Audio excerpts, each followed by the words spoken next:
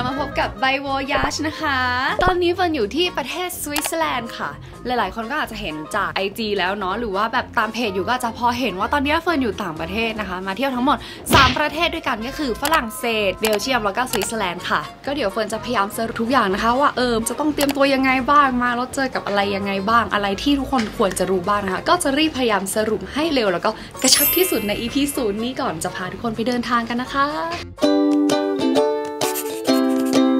ข้อแรกเลยคือเรื่องของการทำวีซ่าอันเนี้ยจะไม่พูดละเอียดเพราะว่าจริงๆมีหลายๆคนที่รีวิวไว้ละเอียดและดีมากๆแล้วนะคะคือมันจะสามารถทำได้2แบบก็คือแบบปกติกับแบบพิเศษนะคะแบบพิเศษเนี่ยข้อดีก็คือถ้าสมมติเราทำเอกสารอะไรผิดนะเจ้าหน้าที่เขาก็จะแก้ให้เราเลยแต่ว่าก็จะต้องจ่ายค่าเอ็กซ์ตร้าเพิ่มขึ้นนะคะต่อให้ไม่ได้ทำแบบพิเศษนะคะก็จะได้ในระยะเวลาเท่าๆกันของเฟิร์นน่าจะประมาณแค่3วันเท่านั้นก็รู้ผลแล้วแต่อีกอย่างหนึ่งที่ควรรู้คือเว็บเนี่ยเขาบอกว่าพาสปอร์ตของเราเนี่ยจะต้องมีอายุหลังจากที่กลับมาไทยแล้วไม่ต่ำกว่า3เดือนใช่ไหมคะแต่ทีเนี้ยของเฟิร์นอะนับแล้วมัน3เดือนพอดีเลยตอนแรกก็นึกว่าจะรอดแต่สุดท้ายคือไม่รอดค่ะเพราะว่าทางสถานทูตนะคะเขาขอให้ไปทำพาสปอร์ตเล่มใหม่คือเขาอะให้ผ่านแล้วแหละแต่ว่าเขาจะสแตมป์ให้ก็ต่อเมื่อเราไปทำเล่มใหม่เราส่งมาให้เขาซึ่งตรงนี้เฟิร์นก็ไปทำเล่มใหม่มาก็ไม่ได้มีปัญหาอะไรนะคะ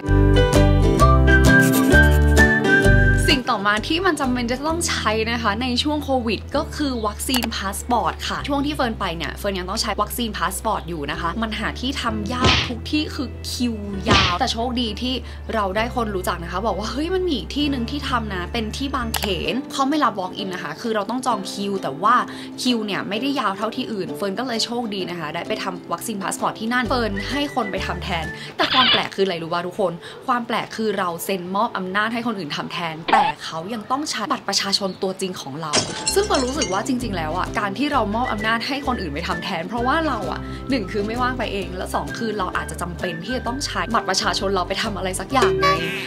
เพราะฉะนั้นมันเลยแปลกมากกับการที่เอาบัตรประชาชนตัวจริงของเราไปแต่สุดท้ายเฟิร์นก็ให้บัตรประชาชนตัวจริงของเราไปนะคะและก็วัคซีนพาสปอร์ตก็ทำประมาณไม่ถึงชั่วโมงก็คือเสร็จเรียบร้อยแล้วนะคะแต่ในช่วงที่เฟิร์นมาเนี่ยก็มีข่าวว่า EU นะคะเขารองรับ QR code จากหมอพร้อมแล้วว่าสามารถที่จะใช้ยื่นได้เหมือนกันแต่อันนี้เฟิร์นก็ยังไม่แน่ใจเพราะว่าข่าวเพิ่งออกนะคะก็รอดูกันต่อไปค่ะว่าจะใช้ได้หรือเปล่า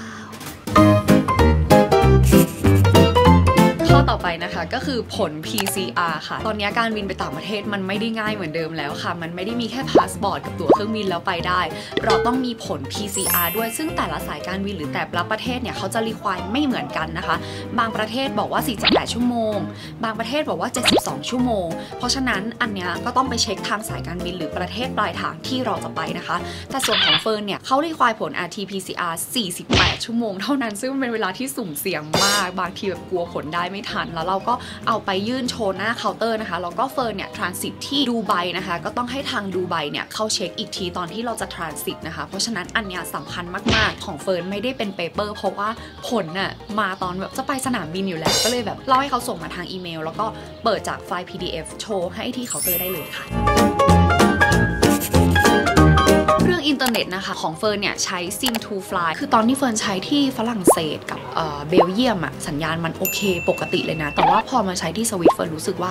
สัญญาณไม่ค่อยดีมันเลยทำให้ระหว่างวันเฟิร์นแทบไม่ได้อัพอะไรเลยเฟิร์นก็คือรอกลับมาอัพโรงแรมแต่ว่าพี่บอมเนี่ยใช้ Sim2Fly เหมือนกันนะคะแต่พี่บอมอะมีสัญญาณอันนี้ก็เลยไม่แน่ใจแล้วว่าเป็นที่โทรศัพท์หรืออะไรกันแน่นะคะก็คือเรื่องแลกเงินนะคะทางยุโรปเนี่ยเขาค่อนข้างใช้บัตรในการรูดจ่ายแทบทุกอย่างได้หมดแล้วก็จริงแต่มันยังมียอดเล็กๆน้อยๆที่อาจจะยังรูดไม่ได้อย่างเช่นห้องน้ำบางที่เข้าเราต้องเสียเงินซึ่งมันเสียเงินแค่แบบยูโรเดียวหรืออะไรอย่างเงี้ยซึ่งเขาก็ไม่รับบัตรนะคะเพราะฉะนั้นจริงๆแล้วเนี่ยยังต้องแลกเงินไปอยู่แต่อาจจะไม่ได้ต้องแลกเยอะการใช้เงินสดอะเฟิร์นรู้สึกว่ามันเสียแล้วก็คือเสียไปเลยแต่ว่าใช้บัตรอะหลายๆบัตรมันอาจจะเอาพอยต์ไปแลกเป็นนู่นนี่นั่นหรือว่าได้แคชแบ็กคืนเฟิร์นรู้สึกว่าการจ่ายด้วยบัตรอะมันคุ้มกว่าสิ่งหนึ่งที่ต้องเตรียมที่สำคัญมากๆนะคะก็คือยาเราไม่รู้เลยว่าเราจะป่วยเมื่อไหร่อากาศอาหารคือมันเป็นสิ่งที่เราไม่คุ้นเคยเพราะฉะนั้นจริงๆเราควรเตรียมยามา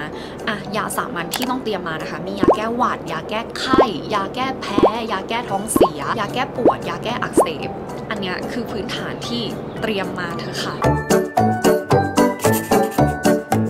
บินมาลงท ที่ฝรั่งเศสหลายๆคนอาจจะอยากรู้ว่าเฮ้ยเข้าตม.ฝรั่งเศสมันเป็นยังไงโดนอะไรหรือเปล่าเขาถามอะไรเยอะไหมอยากจะบอกว่ามันง่ายมากไม่มีอะไรเลยค่ะก็คือเข้าตม.มานะคะเราก็แค่โชว์พาสปอร์ตของเราวัคซีนพาสปอร์ตนะคะหรือว่าเล่มเหลืองของเรานะคะแล้วก็มีแค่ผลตรวจ PCR แค่นี้เอง3อย่างแล้วก็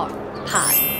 ง่ายมากสิ่งที่จำเป็นมากๆในการมาเที่ยวยุโรปนะคะก็คือ Health Pass นั่นเองค่ะช่วงที่เฟิร์นมาเนี่ยหมอพร้อมยังไม่ได้รับรองจากทางยุโรปเพราะฉะนั้นเฟิร์นยังจำเป็นที่จะต้องทำ Health Pass อยู่ค่ะทุกร้านที่เฟิร์นไปขอดูหมดเลยนะคะหน้าตาเขาก็จะเป็น QR code นะคะในแอป Green Pass โหลดแอป Green Pass มาไว้ก่อนเลยก็ได้นะคะมันจะได้หน้าตาแบบประมาณนี้มานะคะเป็น QR code นะคะซึ่งวิธีทำไม่ยากเลยค่ะคือเราสามารถเข้าไปทำที่ร้านขายยาสิ่งที่ต้องยื่นให้เขาก็คือวัคซีนพาสปอร์ตที่เล่มเหลืองของเรานะคะแล้วก็พาสปอร์ตของเราแค่นั้นราคานะคะอยู่ที่ประมาณ36ถึง37ยูโรต่อคนนะคะที่สนามบินชาร์ล เดอ โกลที่ปารีสนะคะก็มีร้านขายยาให้ทำได้เลยนะคะอยู่ที่เทอร์มินอล 2E ค่ะคือพอทำเสร็จเนี่ยเขาจะให้เป็นเปเปอร์เป็นกระดาษมาแล้วก็มี QR code เนาะแล้วก็อย่างที่บอกว่าให้เราโหลดแอป Green Pass นะคะแล้วก็ใช้สแกน QR code กับโค้ดที่เราได้เป็นเปเปอร์มาแล้วหลังจากนั้นน่ะบาร์โค้ดก็จะเข้ามาอยู่ในแอปเราอย่างที่เฟิร์นบอกแต่ว่าเฟิร์นเนี่ยมาสวิตด้วยจะบอกว่าที่สวิตนะคะใช้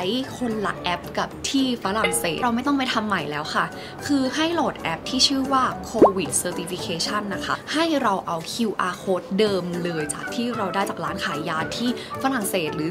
ในยุโรปที่เราไปทำมาเนี่ยก็สแกนนะคะเข้ามาในแอปCOVID Certificate แล้วเขาก็จะได้ QR code มาเลยเพราะฉะนั้นไม่จำเป็นต้องเสียตังค์2ต่อนะคะฝั่งสวิสเนี่ยทุกร้านที่เข้าเช่นกันนะที่เขาจะขอดู QR code อันนี้แต่ว่าส่วนใหญ่แล้วฝั่งสวิสเขาจะขอดูคู่พร้อมกับพาสปอร์ตนะคะเพราะฉะนั้นเวลาที่จะแบบไปไหนอะไรเงี้ยต้องพกพาสปอร์ตติดไปด้วยเพราะว่าเขาจะส่วนใหญ่แล้วเนี่ยเขาจะขอดูคู่กันนะคะต่อมาคือเรื่องพาสแล้วก็วิธีการเดินทางนะคะคือว่าเฟิร์นเนี่ยซื้อยูเรลพาสแล้วก็ซื้อสวิสพาสด้วยสำหรับการเดินทางที่สวิสนะคะแต่สิ่งที่เฟิร์นอยากจะบอกทุกคนก็คือยูเรลพาสเนี่ย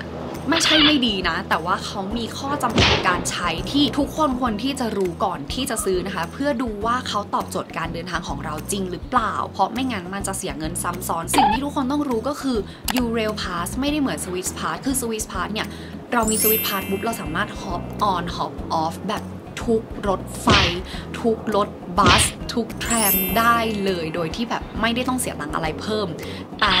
Eurail Pass นะคะเขาจะมีขบวนที่ร่วมกับ Eurail Pass เนี่ยไม่ได้ทุกขบวนอย่างเช่นพวกรถไฟด่วนต่างๆที่เรานั่งบ่อยๆก็จะเป็นพวก TGV อันเนี้ยไม่ได้ร่วมใน Eurail Pass หมายถึงว่าไม่ได้กระโดดขึ้นฟรีลงฟรีนะคะต้องเสียค่าจองที่นั่งเพิ่มกดจองที่นั่งเร็วเราก็จะสามารถจ่ายแค่ประมาณ10 ยูหรือว่า20 ยูได้แต่ไอ้ส่วนลดที่นั่งเนี่ยนะคะคือมันมีโควต้าของแต่ละรอบรถไฟอยู่เพราะฉะนั้นน่ะถ้าโควต้านี้เต็มแล้วคุณก็จะต้องเสียฟูลแฟร์ซึ่งก็คือจ่ายตั๋วราคาเต็มใหม่อยู่ดีแล้วมันเป็นสิ่งที่เราเจอมาตลอดทั้งทริปเท่ากับว่าเราเสียเงินซ้ำซ้อนเสียค่าพาสแล้วก็ยังเสียค่าตั๋วใหม่หมดเลยก็เป็นสิ่งที่รู้สึกเจ็บและจุกมากๆค่ะก็เลยอยากจะบอกทุกคนว่าควรศึกษาก่อนว่าเส้นทางที่เราจะไปเนี่ยสามารถใช้พาสได้หรือเปล่าแล้วมันฟรีไหมคุณพร้อมที่จะจองที่นั่งไหมเพราะถ้าจองที่นั่งแล้วไม่สามารถเปลี่ยนขบวนได้แล้วนะต้องลองเช็คว่าถ้าเราซื้อตั๋วตรงเลยเป็นรอบจากนี่ไปนี่แล้วจากนี่ไปนี่จากนี่ไปนี่ทั้งหมดมันเท่าไหร่คำนวณออกมาก่อนแล้วค่อยมาเทียบกับการซื้อพาสว่าอันไหนจะคุ้มกว่ากันเฟิร์นอะคือพยายามที่จะจองที่นั่งนะคะล่วงหน้าประมาณอาทิตย์กว่าๆก็คือเต็มแล้วเหมือนกันนะคะควรต้องจองที่นั่งค่อนข้างนานเอาบทเรียนตัวเองเนี่ยมาบอกต่อคนอื่นนะคะส่วนสวิสพาสเนี่ยอันนี้คือไม่มีปัญหาเลยคือง่ายมากแล้วก็ดีมากเพราะว่านอกจากจะ hop on hop off ได้ฟรีในแบบทุกขบวนแล้วนะคะยังสามารถที่จะมีเขาบางเขาหรือว่าล่องเรือนะคะที่ฟรีเพราะมันอินคลูดในพาสแต่ก็จะมีบางเขาที่ไม่ได้ฟรีแต่ลดราคา 25% 50% ซึ่งก็ถือว่าแบบคุ้มมากอยู่ดีค่ะสิ่งที่ต้องรู้ต่อมาคือ Eurail Pass ไม่สามารถใช้จากสนามบินเข้ามาที่ตัวเมืองได้นะตอนแรกเฟิร์นคิดว่าได้เฟิร์นก็เลยกด activate day เนี่ย day แรกเนี่ยคือ day ที่แบบลงสนามบินกับว่าเข้าเมืองเนี่ยฉันแบบใช้ Pass สรุปคือใช้ไม่ได้ค่ะก็เลยเสียตังค์ซื้อฟรีอย่างที่บอกว่าเฟิร์นซื้อใหม่แทบทุกอย่างเลยค่ะคือ Eurail Pass เนี่ยถ้าเราอยู่ในเมืองอ่ะเราไม่สามารถ ใช้รถสาธารณะในเมืองได้อย่างเช่นไปปารีสใช่ปะช่วงที่อยู่ในเมืองปารีสที่จะเดินทางในปารีสอันนี้ก็ใช้ยูเรลพาสไม่ได้เฟิร์นจะเดินทางในบรัสเซลส์ขึ้นบัสขึ้นแทรมอันนี้ก็ไม่สามารถใช้ยูเรลได้คือมันจะต่างจากสวิสพาสนะคะซึ่งอย่างที่เฟิร์นก็แบบเน้นย้ำอีกรอบว่าไม่ใช่ยูเรลพาสไม่ดีแต่ว่ามันอาจจะไม่ได้เหมาะกับเฟิร์นในทริปนี้แล้วเฟิร์นอาจจะศึกษาน้อยเกินไปเองชาร์ล เดอ โกลนะคะสนามบินที่ปารีสเนี่ยจะเข้าเมืองก็จะมีรถบัสหรือว่าเราจะเข้าเป็นรถไฟก็ได้ซึ่งเฟิร์นเลือกเป็นรถไฟเพราะว่าเร็วกว่านะคะตามป้ายที่เขียนว่า RER นะคะไปเรื่อยๆแล้วเดี๋ยวก็จะเจอรถไฟเองแล้วก็อย่าลืมซื้อตั๋วด้วยซื้อไม่ยากนะคะจากตู้กดได้ง่ายๆเลยก็อยู่ที่ 10.3 ยูโรต่อคนค่ะบัสนะคะในเมืองต่างๆคือปัญหาที่เจอเนี่ยปกติแล้วเวลาเราขึ้นรถบัสติดบัตรนะคะที่บนรถบัสเลยใช่ปะแต่ว่าในช่วงโควิดหลายๆเมืองนะคะเขาไม่ให้ซื้อบนรถบัสแล้วเพราะฉะนั้นเราจะต้องหาข้อมูลค่ะว่าแต่ละเมืองแต่ละที่เนี่ยเขาสามารถซื้อบัตรได้ตรงไหนซึ่งถ้าเป็นเมืองท่องเที่ยวนะคะหลายๆเมืองก็จะมีอยู่ที่สถานีรถไฟเราจะซื้อเป็นแบบแพ็กเกจเลยก็ได้เป็น one day ticket ขึ้นได้หมดทุกอย่างเดี๋ยวเฟิร์นจะมีแบบข้อมูลตรงนี้ในแต่ละ EP แต่ละเมืองที่เฟิร์นไปเพราะฉะนั้นก็เดี๋ยวรอติดตามตรงนั้นอย่างละเอียดอีกทีหนึ่งนะคะหลายคนอาจจะอยากรู้ว่าสถานการณ์ต่างประเทศตอนนี้เป็นยังไงบ้างนะคะคือเอาเท่าที่เฟิร์นประสบพบเจอมาละกันเนาะในปารีสคนใส่แมสน้อยมากแต่ว่าในที่สาธารณะเนี่ยบางที่บังคับนะซึ่งมันก็จะมีคนที่แหกกฎแบบไม่ใส่แมสเหมือนกันแล้วก็จะมีตำรวจเข้ามาแบบยูใส่แมสด้วยแต่ว่าในร้านอาหารก็บังคับใส่แมสกันทุกประเทศอยู่นะคะก็ค้นพบว่าการมาเที่ยวแบบใส่แมสมันค่อนข้างทำลายความสนุกไปค่อนข้างเยอะเหมือนกันค่ะยิ่งโดยเฉพาะหน้าหนาวอะแล้วเราใส่แมสแล้วเหมือนแบบในแมสมันร้อนใช่ปะคือหมายถึงอุณหภูมิมันแบบมันร้อนกว่าข้างนอกแล้วมันทำให้แบบ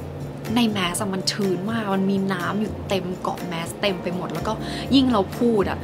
หน้าก็จะแบบเปียกไปด้วยคือเฟิร์นก็มาจนจะจบทริปแล้วนะซึ่งเฟิร์นก็ตรวจ ATK อยู่เรื่อยๆก็ยังไม่ติดนะคะเฟิร์นค่อนข้างใส่แมสตลอดยกเว้นเวลาจะถ่ายบล็อกที่เราไม่ได้อยู่ใกล้คนมากก็อาจจะถอดแล้วก็เวลาถ่ายรูปก็ถอดแล้วก็เวลากินข้าวก็ถอดแต่ส่วนใหญ่แล้วเวลาเดินในเมืองเนี่ยก็จะใส่แมสค่อนข้างตลอดแล้วก็เรื่องแมสนะคะแนะนำว่าให้เอาจากไทยไปเยอะๆเกินจำนวนวันที่ไปเลยเพราะว่ามาซื้อแมสที่นี่คือแพงมากคือจริงๆอ่ะมันมีแมสที่แบบถูกมากๆแต่มันก็จะเป็นแมสแบบธรรมดาแต่ละวันเนี่ยเตรียมแมสไปด้วยไม่ใช่แค่แมสที่ใส่เพราะว่าบางทีแบบมันถอดเข้าถอดออกอ่ะแล้วมันอยู่ในกระเป๋าแล้วบางทีมันหล่นหายไปไหนก็ไม่รู้อ่ะเฟิร์นเคยแมสหายแล้วแบบต้องซื้อใหม่ระหว่างวันแล้วคือแบบมันแพงมากๆเลยอ่ะคือถ้าแมสหายระหว่างวันเนี่ยยังไงก็ต้องซื้อใหม่ค่ะเพราะว่าเราไม่สามารถที่จะเข้าร้านอาหารหรืออะไรได้เลยรถไฟก็ขึ้นไม่ได้เพราะฉะนั้นนั่นแหละค่ะพกแมสไปเผื่อระหว่างวันด้วยนะคะท้ายแล้วก็คือเรื่องราวการกลับกรุงเทพนะคะตอนนี้ยังไม่รู้ว่าจะมีปัญหาอะไรหรือเปล่าแต่ว่าจะแชร์ให้ฟังว่าคือเฟิร์นอะตอนก่อนมาเฟิร์นไม่ได้ลงทะเบียน Thailand Pass อะไรไว้เลยเพราะเฟิร์นไม่รู้ว่ากฎมันจะเปลี่ยนเมื่อไหร่เพราะก่อนมาก็ติดตามตลอดแล้วพบว่ากฎเปลี่ยนไปเรื่อยๆซึ่งระหว่างเที่ยวอยู่ค่ะอยู่ๆก็เจอข่าวว่าถ้าคุณยังไม่ลงทะเบียน Thailand Pass เนี่ยคุณจะต้องกักตัวแบบกี่วันก็ไม่รู้แต่เพิ่มจำนวนวันอะตอนที่กฎออกมาก็คืองงมากว่าแล้วต้องทำไงวะออกมาทีละตอนแบบงงๆว่าทำไมไม่ออกมาด้วยความชัดเจนทีเดียวจบว่าแล้วมันจะต้องยังไงอะไรอย่างเงี้ยแต่ก็ไม่เซอร์ไพรส์นะคะมันก็เป็นการทำงานแบบไทยมากๆเลยนะคะแต่ก็นั่นแหละค่ะกลายเป็นว่าพอวันนั้นกดออกมาเนี่ยเราเลยรีบลงทะเบียน Thailand Pass เราลงแบบ Test and Go เพื่อที่ว่าเราจะกักตัวแค่วันเดียวนะซึ่งตอนกลับไทยเนี่ยเดี๋ยวเราจะต้องหาที่ RT-PCR ที่ lab ในปารีสนะคะซึ่งโชคดีของเฟิร์นมากๆเลยที่ลงทะเบียนในวินาทีสุดท้ายแล้วสุดท้ายเฟิร์นก็